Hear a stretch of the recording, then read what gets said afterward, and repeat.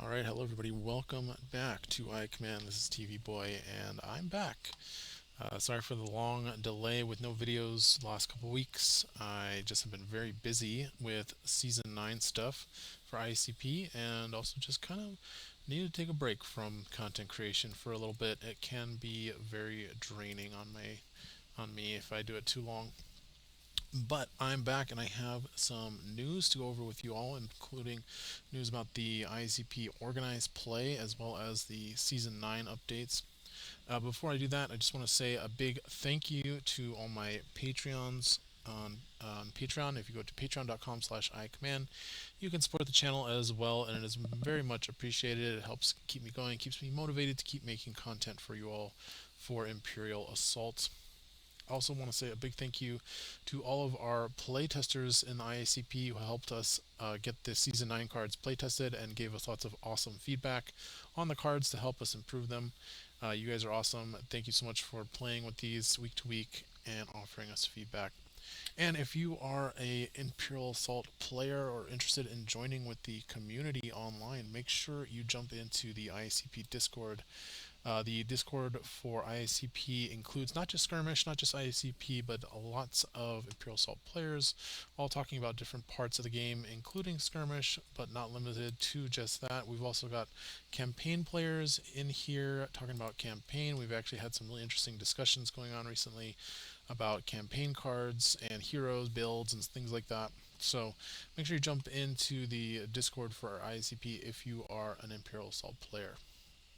All right, and with that out of the way, we're going to talk about some things, including new organized play events for online play that is coming for this season, for this spring, as we turn the corner in Season 9 and exit the playtesting phase and move into the season proper, where we actually get to do some competitive play with the cards now that they're not going to be changing every 3 weeks and getting updated. We're also going to go over the Season 9 changes for 9.2 and the community vote, which is now open. So you can actually now go in through March 15th. You can open up this form and vote on the cards to do fully approve, approve on probation, or disapprove. So just as a reminder, fully approved means it's going to get permanently added to the IACP project and be playable in tournaments through IACP. On probation means it gets going to stay and go through the play testing process one more time in the next season, and then will have to be voted on again, but it won't be removed, so you'll still be able to play it in the current season. And then disapprove means you want that card to get pulled out of the season and not be playable, and maybe make us rework the card for the future, or maybe not. But disapprove, if a card is disapproved by the community, in fact, I think the card only needs 30%, no, 31% of the vote to be disapproved and removed from play. Needs 70% to be fully approved and be permanently added. So we're going to go over these cards in a little bit, but I want to talk about the upcoming events that have been added to the calendar for Imperial Assault Season 9 for the months of March through June. So for next 4 months, we're going to be in competitive play, and we're going to be facilitating online play through some new tournament types, as well as some competitive league play. So if you haven't checked this out, go on to the ia-continuityproject.com site. This is at the top of the blog, and it's got all the information about the new organized play, but I'm going to go over it here just so I want all of you to be informed, because we do have tournaments coming up very soon that I think people will want to play in if you are a skirmish enjoyer. So the first thing we've done, I've kind of spearheaded this, but we've completely overhauled our organized play for online play based on what we've seen has worked in the past seasons and what has not worked that we've tried to do. So what has worked is league tournaments where players sign up, and then every week we pair people up, and then they have a week to go and find their opponent and play their game online and report their results. And then after a week, we, based on results and everybody's records, we pair everybody up again and do another round. People definitely like to play in those. Those get the most attendance. So what we're going to be doing now is we're going to be doing month-long tournaments. So instead of these long leagues that we've been doing that are like 8 weeks long and they just go on forever and there's the only point of them is to pair you up with somebody, we want these tournaments to actually matter. So we're going to be splitting these up into lasting just a month, actually just 3 weeks. So these new tournaments on these will be on Vassal and through the Discord, and then hosted on. You can register through Roll Better, our tournament page that we use. These are going to be 3 weeks of Swiss pairings, so three rounds, 1 round per week. You get paired up with somebody. You have a week to communicate with them, set up your game, play your game, and report your results. And then after that, we pair up again. We do that 3 times. So for 3 weeks, you get 3 opponents. And then at the end of that, whoever has the highest win-loss records will do a top cut. I have the details in here, but basically, if we have more than 8 players, so 9 to 16 players, there'll be a top 2 cut. So the top 2 players will play each other. And if there's 17 or more players, we'll do a top 4 cut to determine the winner. So they'll play semifinals and then finals, and that'll happen during the 4th week of the month. And then during that off week, everybody else is not playing. That's a good time to regroup, figure out what list you want to play in the next tournament, and register for the next tournament for the next month. Because you know that the tournaments, these are always going to start on the 2nd week of the month. So the 1st week of the month is a good reminder that, oh, it's March or it's April. I got to get signed up. I want to play in this tournament. And there's a reason for that. The reason you want to play in this is we're going to be giving out prizes to the winners. Not just the winners, actually everybody who participates is going to get a prize. I'm going to, at the start of each tournament, I'm going to get everybody's mailing address who wants to receive something. And I will send out, that first week, I will send out to everybody a Imperial Assault gift. Some kind of small prize. Might be a card, might be a token, might be something probably from my personal collection. I'm also going to try and stock up again on promos and stuff to send out to people, but it'll be something cool, and it's for free. These tournaments are completely free to play in, but if you win the tournament, if you go all the way to the end, you're undefeated at the end of the Swiss, and then you um, win the top cut against your top cut opponents, and you get first place at the end, you get to win this sweet set of dice from Custom Meeple. These are translucent dice, so at least the colored ones are, and then you've got the black dice. And you get the full set, not the full set, you get the set of 5 minus the white die because they short the white die for some reason in the set. Although if they do provide enough, I would send it with the rest of them. But I'm paying for these out of my pocket again. So what I've done, these are not cheap sets of dice, is I've bought 2 sets that have 2 of each dice, and I'm splitting them up so they'll cover 4 weeks or 4 months of tournaments. And yeah, if you win, I will mail these out to you, and you'll have a sweet set of cool new dice. Or you can totally buy these. I'm not telling people not to buy these from Custom Meeple. They have them in stock. Or you can use your skill and win them and have them for free. So that is going to be the month-long tournaments. Those are very exciting. Oh, one thing I forgot to mention, this is going to be like a real tournament. So in a real tournament, you don't get to change your list. You don't get to change your army between weeks. But because we know that it's really tough to, if you feel like you've made a mistake in your list building with your command cards especially, it really sucks to have to stick with it for 3 weeks long. That's a long time to get stuck with a bad decision. What we're doing is we're going to allow people to make a request before the next pairings go up to be able to change their command deck if they want to. And then that will be approved, and then you can change your command deck. But you have to do it before the pairings go up, because if you know who you're going to be playing against, we're worried that people will change their command deck just to try to tech against what they know their opponent is going to be playing if they've scouted them and they know what their list is. So that's why we're doing it that way. So we're trying to kind of split the difference between being able to change your list and not being stuck with the same list for 3 weeks. But we want people to really commit to a list for these tournaments, and also show this is the list that won this tournament, not just this player playing 5 different lists for 5 weeks. So that's why we're going to have that. But there's 4 months of tournaments for these tournaments, so you've got plenty of time to experiment with different lists. But the way what the next thing that we're also doing to give people more of that freedom to play the list they want from week to week and game to game, and not just be stuck with one list the whole time, is we're introducing what I'm calling the competitive asynchronous Vassal League to the Discord server. And this is something I have absolutely stolen from another game and another Discord server. I love the way they did it, and I'm stealing this idea from them to use in our community. So the way this works is we're going to have a leaderboard on the main site. We're going to track everybody who is participating in the league. And all you have to do to participate in the league is when you go to the Discord server and go into the LFG looking for game skirmish channel, all you have to do is type in the role, which is, let's see, IACP League LFG. And that will ping everybody who has that role. And if you want to be in the league, you should also ask to be added to that role. Although if you join the Discord, it'll be added automatically. And when you play your game, you will agree with your opponent that you guys want to do a league game when you play your Vassal game. And then you'll report the results over in the async league reporting page with your opponent's name, your faction, and you'll also submit a Vassal log. You want to make sure you keep a Vassal log for this, or you can just report your list that you played. If you forgot to record a log, that's okay. We just want to make sure we're keeping track of the list people are playing for these league games. And then once you do that, your name every week, your results will be updated on the leaderboard.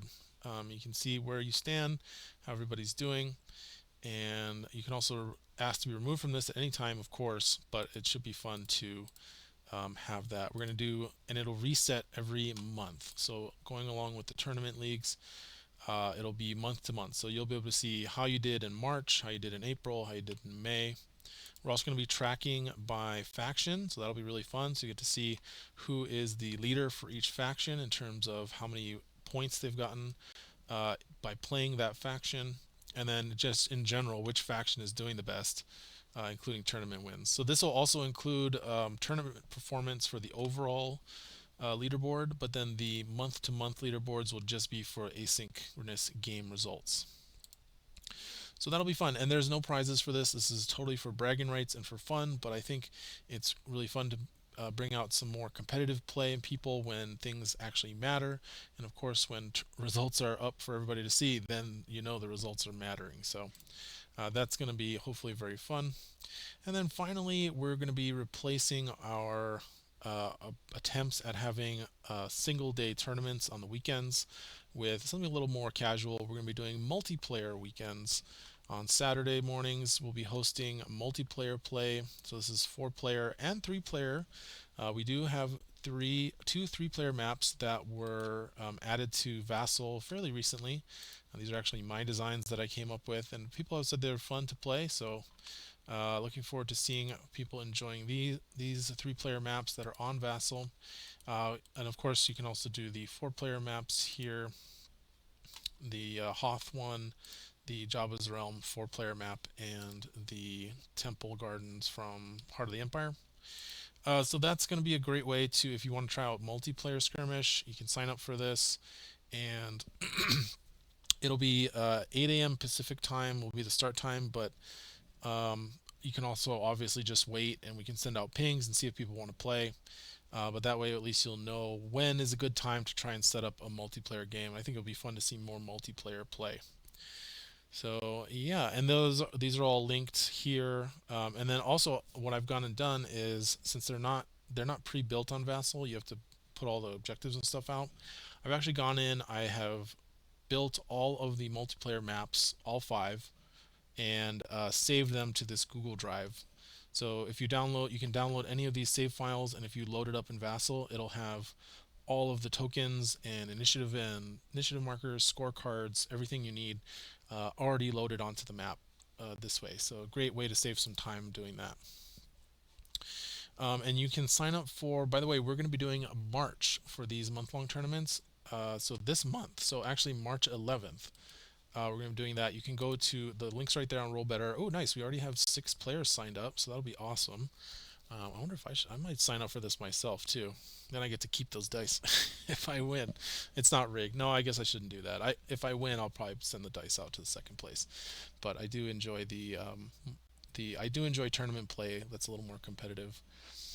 So make sure you can sign up for that. You can also sign up for April.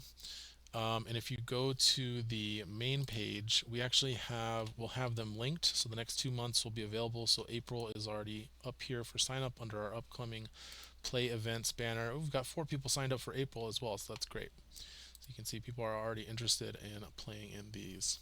So that is going to cover it, I believe, for our organized play events. I really hope people get excited and play in these. I think it's going to be a fun season. We've really shortened the playtesting season so that we can have more time for competitive play. But we're only doing 6 months season, so in 4 months from now we're going to be into a new season already, and I have a feeling it's going to go by fast. So let's jump into talking about the Season 9 community vote and the Season 9 cards in their final forms. And I just want to talk about some of the cards and the changes that were made and why they were made and what you should know about them. So, um, oh my gosh.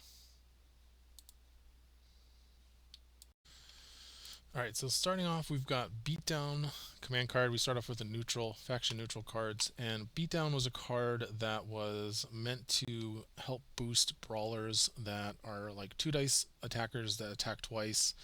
The problem with it being a 2 dice attacker that attacks twice is you give your opponent 2 defense dice. So stuff like Jin Urso, Zeb Aurelios is another one.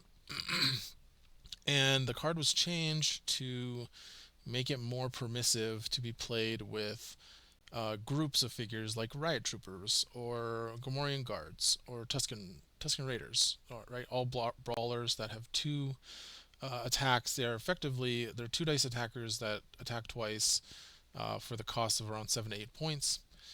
And what happened when we did that, unfortunately, was it created a scaling problem with now whenever you attack with beatdown active, if you can get 3 attacks or more attacks than that, you're getting +3 damage, which is way too much for 0 points, really.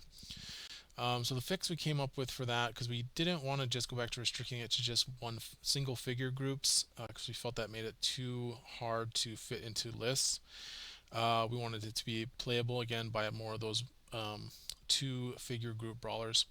So we've added a cap on the number of times it can trigger, basically.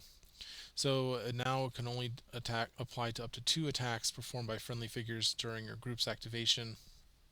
So this brings it back to where we started with the power level of being like +2 attacks, but it's still usable by those groups of generic figures to bump up their damage as well. Next we've got Retaliation. Retaliation has not changed at all since it was first released. Also, by the way, these are going to be the final form, so the command cards don't look much different than they did in playtesting, but the deployment cards are going to be in their nice IACP frame, so they're going to look really nice. So stick around to see that. Some of them got new art as well. But Retaliation has not changed. This card worked just pretty much as designed. I remember there was the last minute change we made to it was to add the movement points, or the move up to 2 spaces, and that has really helped out the card. But you still sometimes see figures that are focused or want to get the focus when they use it because they're already in range, or if they're already in range to attack and they're already focused, you can get those 2 damage tokens as well. So it's very versatile in what it does. It doesn't have a range limit on when something's defeated, so you can just use it right away. And it's been a really nice little card for Guardians to pick up. Really good with Royal Guard Champion and the Royal Guards themselves as well, since you're already triggering that Executor and I forget what the Royal Guards are, forward movement or something, but that focuses them. And then finally, our last faction neutral card, unfortunately, Network Connections did not get really played by anybody. We talked to people and they were like, yeah, I put it in my list, but I never really used it.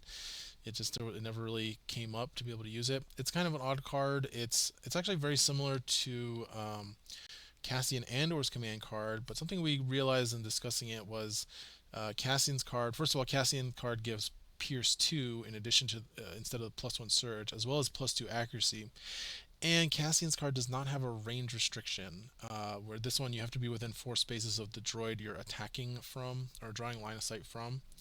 So Cassian's I think is a lot more flexible in that he can hang out in the back lines, and then when you've got either a cheap figure going way up to scout the enemy, or if you've already got like a queen piece fighting on the front lines, Cassian can really draw those long attacks without having that range restriction.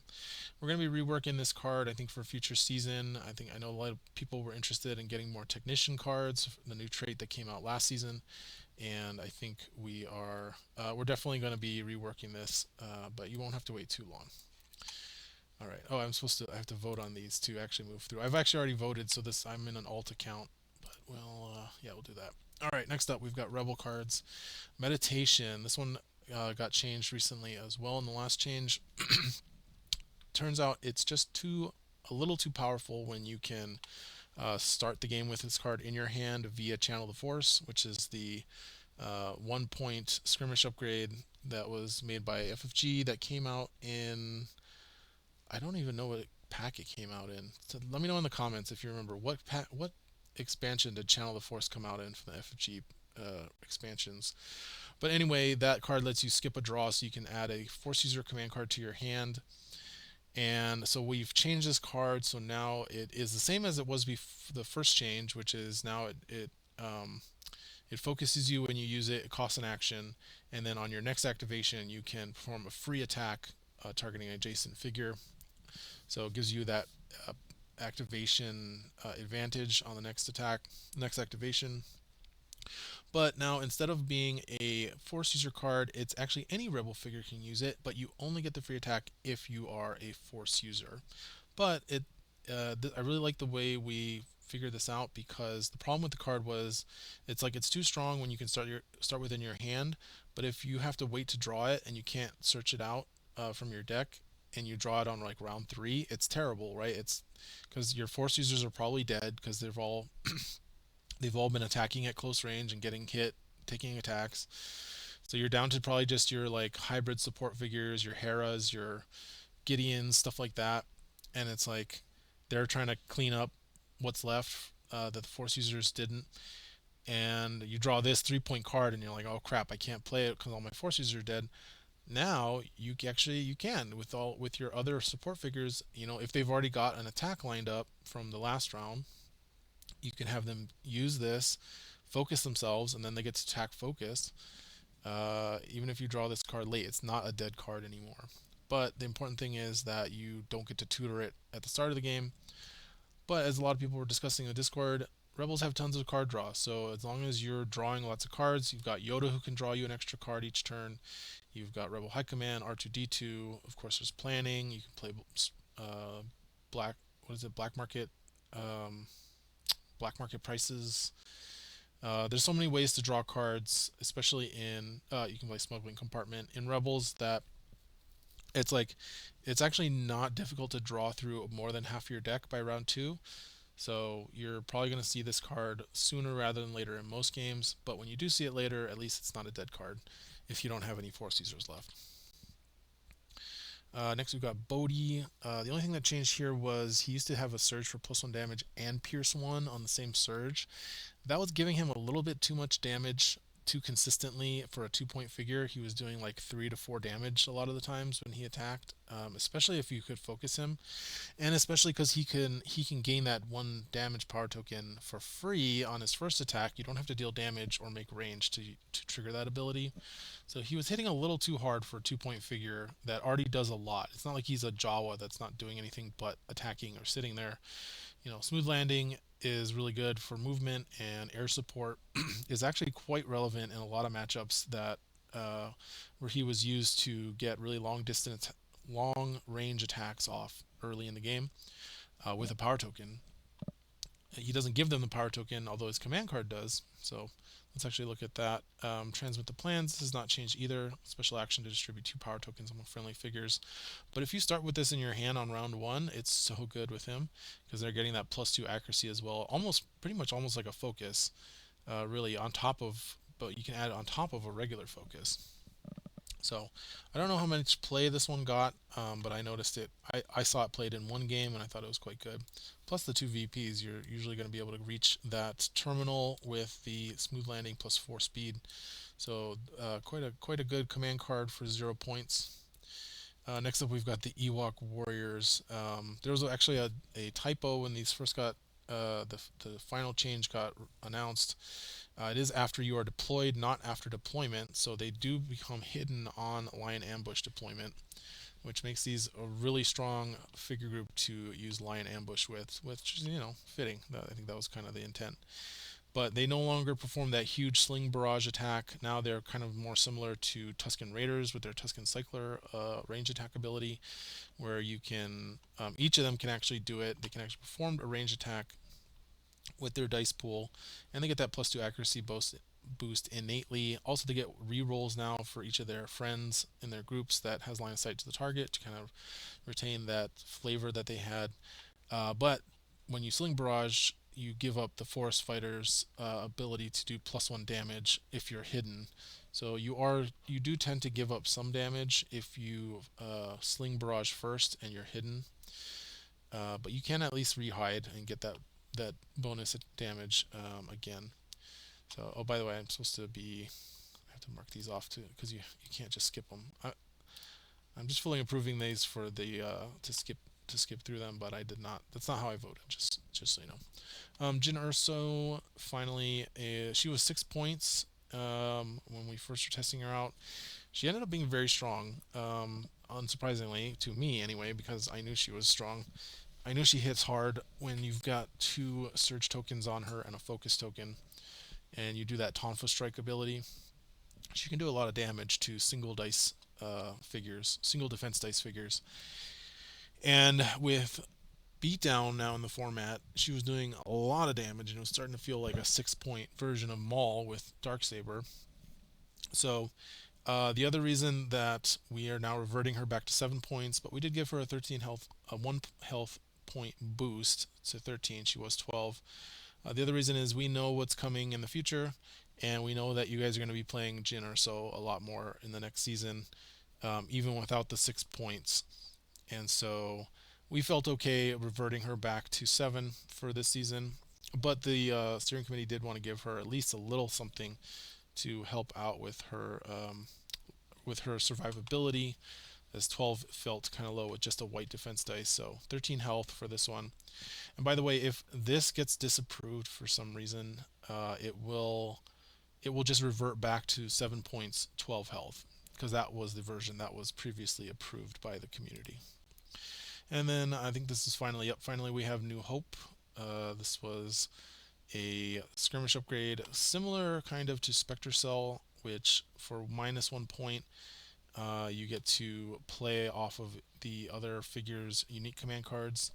We changed this in the final version to now it depletes, as many people recommended or suggested.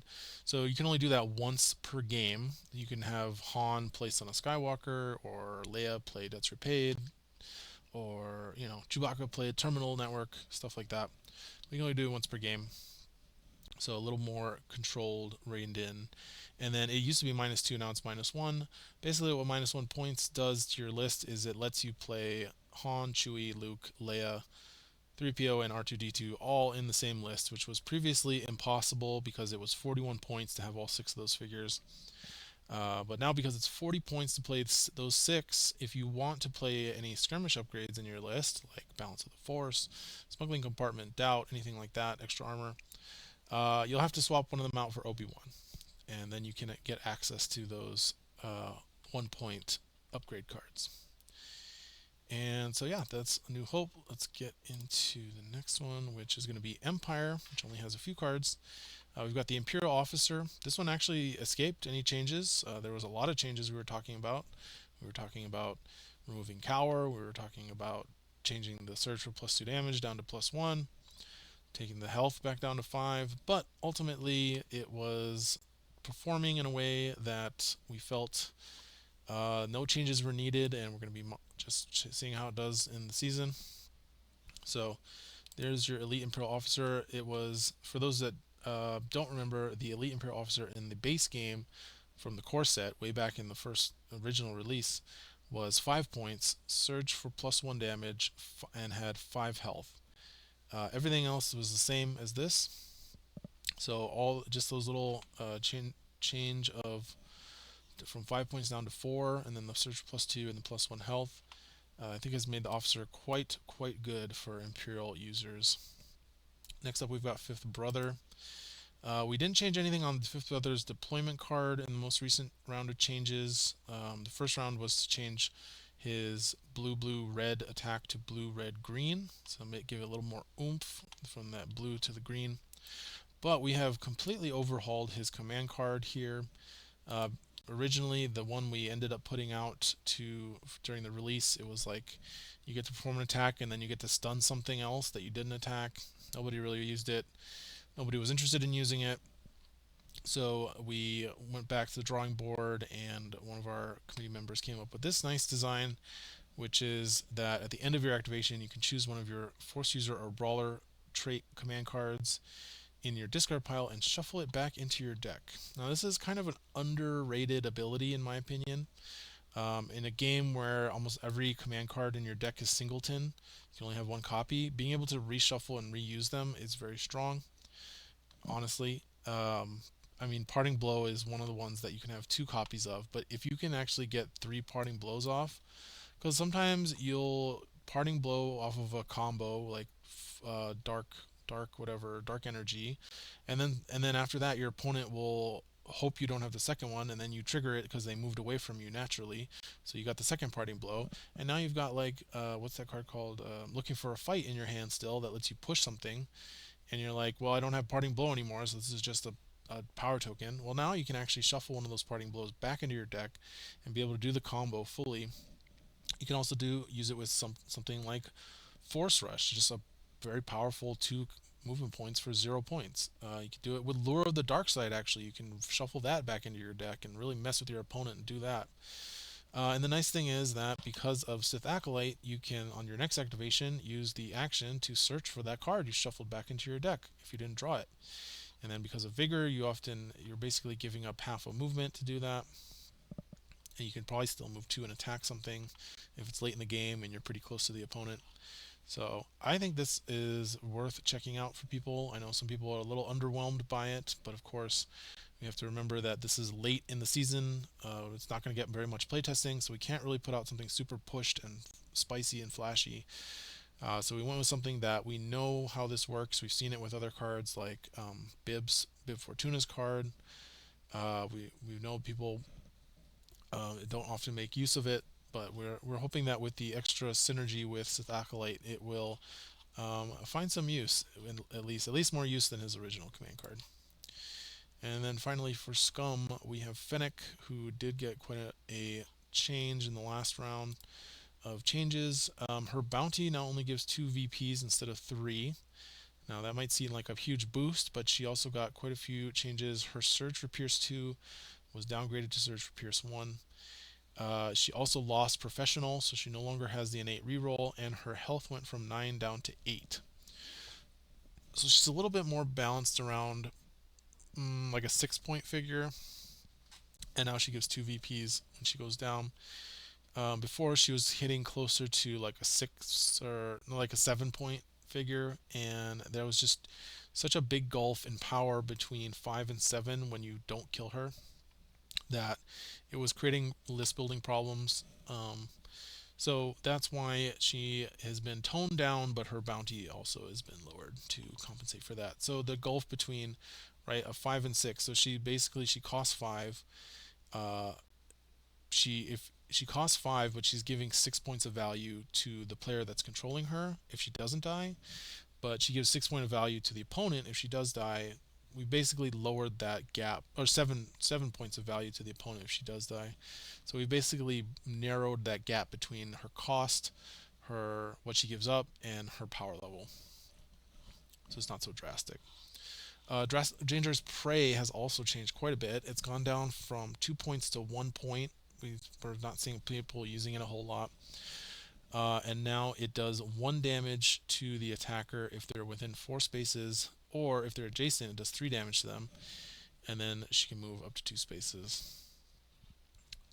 Something that'll still be quite good with Mara Jade, I think, especially if you combine it with Mara Jade's card. Although I guess it only works in Empire. If you do the 3 damage with Mara Jade's command card and then play this, so you could play Mara Jade with Fennec in an Empire list. That might actually not be bad. And then move Mara Jade 2 spaces so she can then be within range to attack somebody.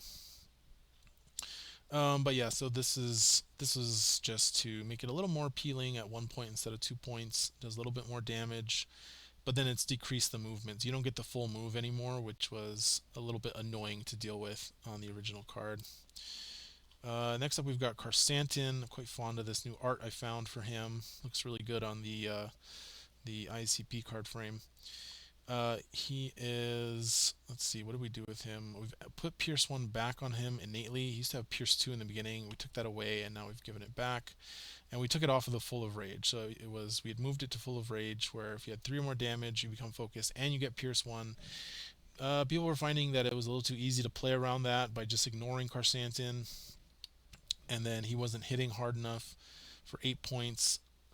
So that's why the Pierce 1 has now moved back off of Full of Rage up to the innate, but it's no longer a Pierce 2 like it used to be. That was too strong. But the big change is to disarm. So disarm used to be you could just do it during your activation. You could deal damage to something and it would become bleeding and weakened, and then it would be permanently weakened for the rest of the game. They can't remove the weaken. Now that was a little too hard to play around. It was very punishing for queen pieces. Basically, if you got within 9 spaces of Karsantin, he would run up and he would both disarm you and probably stun you with his Knuckle Duster's ability. So now you have to deal damage from an attack. Specifically, you have to bleed, and he now has bleed innately on his attack. That was another change we made. But basically, you have to deal damage with the attack, and then you can play disarm to permanently weaken it. So that way, there's a lot more counterplay to this, where if you're playing a queen piece, as long as you can kite Karsantin a little bit, keep him from getting close enough to attack you adjacently, you shouldn't have to worry too much about the permanent weaken. But if you're playing well with Karsantin, you get rewarded with that command card ability, because permanently weakening a queen piece like Vader or Han is just crippling. It is absolutely crippling to those figures, more so than you might think. And we want to allow that play pattern to be available to people, but we don't want to make it so easy to deal out that those figures become unappealing to play because Karsantin exists in the sandbox. We want queen piece players to be able to play around this ability, and we want this ability to be available to use against queen piece players. And finally, I believe the last card is going to be Scavenge Walker, and this was a big change as well. A lot of boost to this. People were just saying it just wasn't worth playing, especially not worth playing to not play these ATDP and the ATST in Empire, where you get access to retrofitting and officers. So we've fixed that a little bit by, first of all, you get to treat the Walker as a scum figure. So now you can play really important scum command cards on it, including opportunistic, worth every credit, some important movement point cards. You can also focus it with Bib Fortuna. Also, when you deploy it, so after deployment, the figure gets to perform a move. So ATST will now get to move 4 spaces. ATDP will get to move 3 spaces. And also, we've took off the stipulation that you cannot reroll dice. That was just a little too punishing for the ATST, which has not very good surge abilities, especially compared to the ATDP. Really relies on rerolling those red dice to maximize its damage.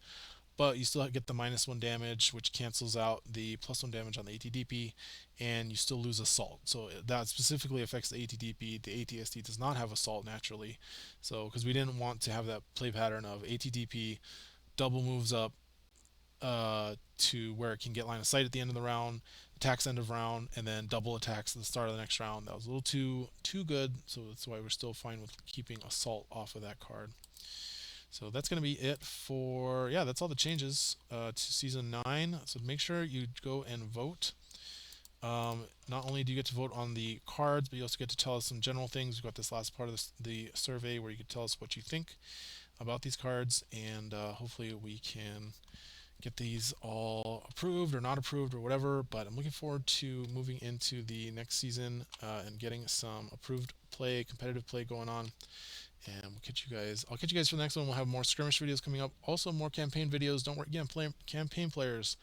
I have some campaign content planned for you as well.